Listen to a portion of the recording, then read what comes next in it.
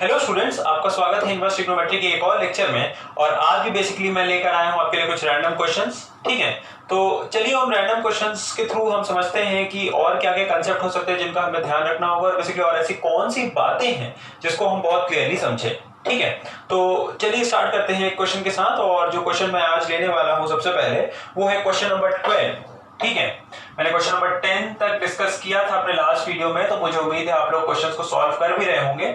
और जो डाउट्स हैं उनको आप मुझसे पूछते जाइए, और आगे जाके मैं डाउट्स का भी एक वीडियो बनाने वाला हूं, तो प्लीज अपने डाउट्स को जो है आप मुझसे कंटिन्यूअसली पूछते जाइए ताकि इनफ डाउट्स हो जाए जिसके ऊपर मैं एक वीडियो बना सकूं। ठीक है, तो देखिए ये क्वेश्चन क्या है, ये है cos of sine inverse x is equal to 1/9। ठीक है, और हमें x की वैल्यू निकालनी है बेसिकली। ठीक है, तो हाँ, आप पहली चीज तो यहाँ समझ गए होंगे कि साइन इनवर्स x को हम लोग बेसिकली जो है cos इनवर्स x में कन्वर्ट कर देते हैं। ठीक है, और cos इनवर्स x में कन्वर्ट कर देंगे तो फिर cos और cos एलिमिनेट हो जाएंगे, हमारा काम हो जाएगा। एकदम सही बात है, और हम बेसिकली उसी अप्रोच के साथ चलेंगे, लेकिन थोड़ा सा एनालिसिस हम लोग करेंगे जरूर। ठीक है, तो अच्छा चलिए पहले तो हम इस क्वेश्चन को सॉल्व करते हैं। देखिए, क्वेश्चन को सॉल्व करने के लिए बेसिकली आपको ये समझना होगा सबसे पहले तो, अगर मैं अदर वे राउंड करूं, ठीक है, कि मैं साइन इनवर्स x को मैं cos इनवर्स 1/9 बना दूं। ठीक है, सबसे पहली चीज मैं क्या करूं, साइन इनवर्स x को cos इनवर्स 1/9 बना दूं। अब मैं इसे साइन इनवर्स में कन्वर्ट करता हूं। ठीक है, मैं इसे साइन इनवर्स में कन्वर्ट करता हूं। तो जब मैं इसे साइन इनवर्स में कन्वर्ट करूंगा तो देखिए मेरे पास क्या आएगा, मैं ट्रायंगल बनाता हूं। ये आपने पहले के वीडियोस में देखा हुआ, अगर आपने नहीं देखा है तो प्लीज आप पिछले वीडियोस को देखिए। ठीक है, ये बहुत इंपॉर्टेंट टेक्निक है ये, और ये हर जगह यूज होगी ऑलमोस्ट। तो 9 1 दिस विल बी √80 यानी कि 4√5। ठीक है, अच्छा अब आप देखिए, जब हम लोग पाइथागोरस थ्योरम लगाते हैं तो वहां पे तो हमें ये पता होता है कि ये साइड ऑफ अ ट्रायंगल है, दिस कांट बी नेगेटिव। ठीक है, तो हम उसे हमेशा पॉजिटिव लेते हैं। ठीक है, लाइक जैसे कि मैंने इसे जब सॉल्व किया होगा तो मैंने क्या लिखा होगा, मैंने लिखा होगा 81 is equal to your this thing 1 plus, let's say कि अभी हमें नहीं पता था x है। ठीक है, और x तो ऊपर यूज हुआ है, हमसे कुछ और मान लेते हैं, लेट्स से अल्फा मान लेते हैं। ठीक है, तो 1 प्लस अल्फा स्क्वायर होता, तो अल्फा स्क्वायर की वैल्यू आती 80। ठीक है, 81 -1 हो जाती, और फिर अल्फा को हम लोग लिखते क्या, सिर्फ प्लस रूट लेते और 4√5 लिख देते, राइट, अल्फा की वैल्यू। लेकिन आप यहाँ पे एक चीज ये ध्यान दीजिए कि जब ट्रायंगल की साइड है तब हम सिर्फ पॉजिटिव ले रहे हैं ना, लेकिन ट्रिग्नोमेट्रिक रेशियो में तो हम इसे पॉजिटिव नेगेटिव कुछ भी ले सकते हैं। ठीक है, ट्रिग्नोमेट्रिक रेशियो में तो हम इसे पॉजिटिव भी ले सकते हैं, नेगेटिव भी ले सकते हैं। ठीक है, तो उसके लिए बेसिकली हमें डिसाइड करना होगा कि हम कौन सा साइन ले सकते हैं। ठीक है, तो देखिए कौन सा साइन लेना है, तो आप उसके लिए क्या क्या तरीका आपका हो सकता है। अब ये मान लेते हैं थीटा है, तो cos थीटा की वैल्यू 1/9 है, यानी कि पॉजिटिव क्वांटिटी आई, जिससे हमको पता है कि theta belongs to first quadrant and fourth quadrant. ठीक, अच्छा इसका मतलब है कि साइन इनवर्स x जो कि थीटा है, तो साइन थीटा जो कि x है। अच्छा, अगर साइन थीटा हमारा x है तो x can be positive as well as negative. ठीक, यहां पे ये समझिए, क्योंकि थीटा बिलोंग्स टू फर्स्ट और फोर्थ है। फर्स्ट में साइन पॉजिटिव तो x की वैल्यू पॉजिटिव आ जाएगी, लेकिन फोर्थ में साइन नेगेटिव तो यानी कि थीटा x की वैल्यू नेगेटिव आ जाएगी। ठीक है, तो बेसिकली यहां पे हम थोड़ा आर्गुमेंट को स्टडी करेंगे और अपना रीजन के बेसिस पे ये बता पाएंगे कि x की वैल्यू पॉजिटिव और नेगेटिव हो सकती है दोनों। ठीक है, तो जब हम इसे साइन इनवर्स में कन्वर्ट कर रहे होंगे, ठीक है, तो बेसिकली मैं इधर लिख देता हूं, जब हम इसे साइन इनवर्स में कन्वर्ट कर रहे होंगे cos इनवर्स 1/9 को, तो हम बेसिकली क्या लिख सकते हैं, हम लिख सकते हैं sine inverse x is equal to sine inverse, पहले तो परपेंडिकुलर अपॉन हाइपोटेन्यूज लिख दीजिए, 4√5/9 लिख दीजिए। लेकिन फिर देखिए x कौन कौन सी वैल्यूज ले सकता है। ठीक है, तो यहां से हमको समझ में आ रहा है कि x पॉजिटिव वैल्यूज भी ले सकता है और x नेगेटिव वैल्यूज भी ले सकता है, क्योंकि theta belongs to either to first और टू फोर्थ। तो यानी कि this implies what, x can be या x belongs to r, x कोई भी रियल नंबर हो सकता है यहाँ पे, या x कोई भी रियल नंबर नहीं, सॉरी, x हमारा -1 से 1 के बीच का कोई भी नंबर हो सकता है। ठीक है, तो उस लिहाज से नेगेटिव वैल्यूज भी ले सकता है, तो हम सिर्फ प्लस 4√5 नहीं लिखेंगे, हमें प्लस माइनस दोनों लिखना पड़ेगा। ठीक है, और उस हिसाब से x का जो आंसर आ जाएगा वो हो जाएगा प्लस माइनस 4√5। ठीक है, अच्छा, थोड़ा सा माइंड में आपके अभी कंफ्यूजन सा बना होगा, ठीक है। तो उस कंफ्यूजन को दूर करने के लिए बेसिकली मैं क्या करता हूँ, इस क्वेश्चन को एक बार और एक्सप्लेन कर देता हूँ, ठीक है। देखिए, सबसे पहला हमने काम क्या किया कि हमारे पास ये क्वेश्चन था, तो हमें इसे सॉल्व करना था, और उसे सॉल्व करने के लिए बेसिकली हम cos को इधर लेके गए, cos इनवर्स 1/9 हो गया। अब इस cos इनवर्स को sin इनवर्स में कन्वर्ट कर सकते हैं, तो हमारे पास बेसिकली ये ट्रायंगल बन गया, ये 4√5/9 आ गया, ठीक है। अच्छा, फिर देखिए, अगर ये हमारे पास अल्फा था, ठीक, अगर ये अल्फा था तो वहां से अल्फा स्क्वायर की वैल्यू 80 आई। तो अल्फा को बेसिकली हमने 4√5 लिखा, क्योंकि अभी हम अल्फा का यूज करके साइड ऑफ अ ट्रायंगल दिखा रहे थे, ठीक। और साइड ऑफ अ ट्रायंगल हमेशा पॉजिटिव हो सकती है, लेकिन आप यहाँ पे ये ध्यान दीजिए, जब हम इसको रेशियो में पुट करेंगे तो ट्रिग्नोमेट्रिक रेशियोज तो can be positive as well as negative, ठीक है।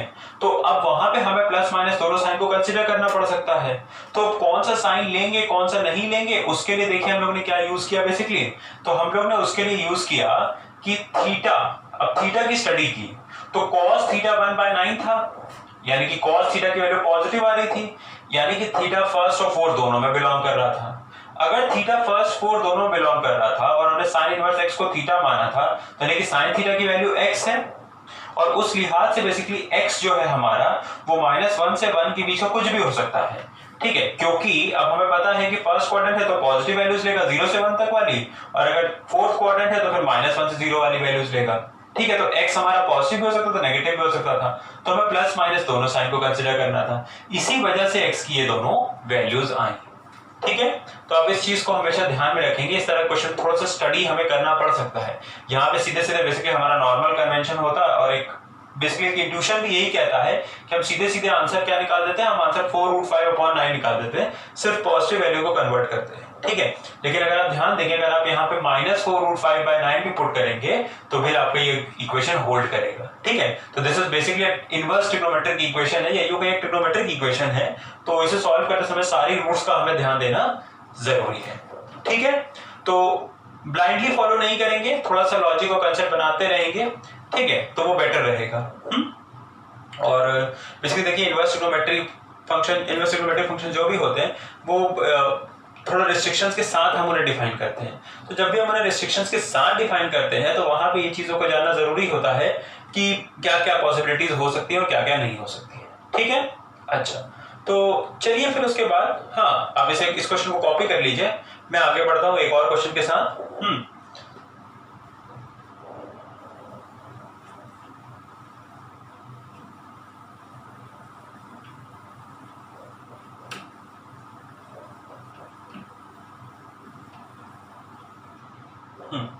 तो अब जो मेरे पास अगला क्वेश्चन है वो है बेसिकली क्वेश्चन नंबर 14, ठीक।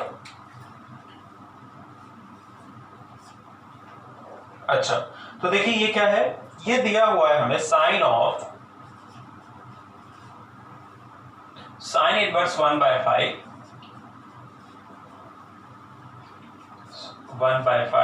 Plus cos inverse x is equal to 1, और यहां भी बेसिकली हमें x की वैल्यू निकालनी है, ठीक है। तो sine inverse 1/5 plus cos inverse x is equal to 1 है, और बेसिकली हमें यहां भी x की वैल्यू निकालनी है, ठीक है। अच्छा, अब देखिए सबसे पहली चीज, हाँ, बहुत ही सिंपल सा क्वेश्चन है ये, अगर मैं ध्यान दूं और इसको थीटा मानूं तो साइन थीटा की वैल्यू 1 आ रही है, तो थीटा की वैल्यूज क्या क्या हो सकती हैं, 90 डिग्री यानी कि π/2 और 270 डिग्री, ठीक है। नहीं, वेट, सॉरी, और तो कहीं होगी नहीं, 270 तो -1 आएगा, तो थीटा की वैल्यू π/2 है, तो थीटा की वैल्यू π/2 है, तो यानी कि क्या है, sine inverse 1/5 plus cos inverse 1x is equal to π/2 है, ठीक। अच्छा, आपने एक फॉर्मूला पढ़ा था कि sine inverse x plus cos inverse x is equal to π/2 होता है, मतलब कि अगर साइन इनवर्स का आर्गुमेंट और कॉस इनवर्स का आर्गुमेंट सेम हो जाए और हम उनको ऐड कर दें तो हमें π/2 मिलेगा। तो उस लॉजिक से हमारे ये जो दोनों आर्गुमेंट्स हैं ये सेम होने चाहिए, 1/5 भी और x भी, तो क्लियरली x की वैल्यू क्या आ गई, 1/5 आ गई, ठीक है, सीधा सीधा आंसर है। अच्छा, उसके बाद अगर जैसे मान लीजिए आपको इस तरीके से करने में दिक्कत होती तो फिर आप एक काम और कर सकते थे कि π/2 है तो π/2 माइनस साइन इनवर्स x बना सकते थे, ठीक है। तो हाँ, आपको पता है कि pi by 2 minus sine inverse x is equal to cos inverse x होता है। ठीक है, तो अगर आप ये काम करते तो जब ये pi by 2 minus sine inverse 1/5 आता तो बनता कॉस इनवर्स 1/5, तो cos inverse x is equal to cos inverse 1/5, जहां पे एक्स की वैल्यू 1/5 आ जाती है। ठीक है, तो बहुत ही एलिमेंट्री सा क्वेश्चन था और एक स्टैंडर्ड रिजल्ट का यूज करके था बेसिकली, और कुछ खास नहीं इसमें। अच्छा, उसके बाद मैं एक और क्वेश्चन लेता हूं। This is question number 16। ठीक है, तो मैं बोर्ड क्लियर कर देता हूं।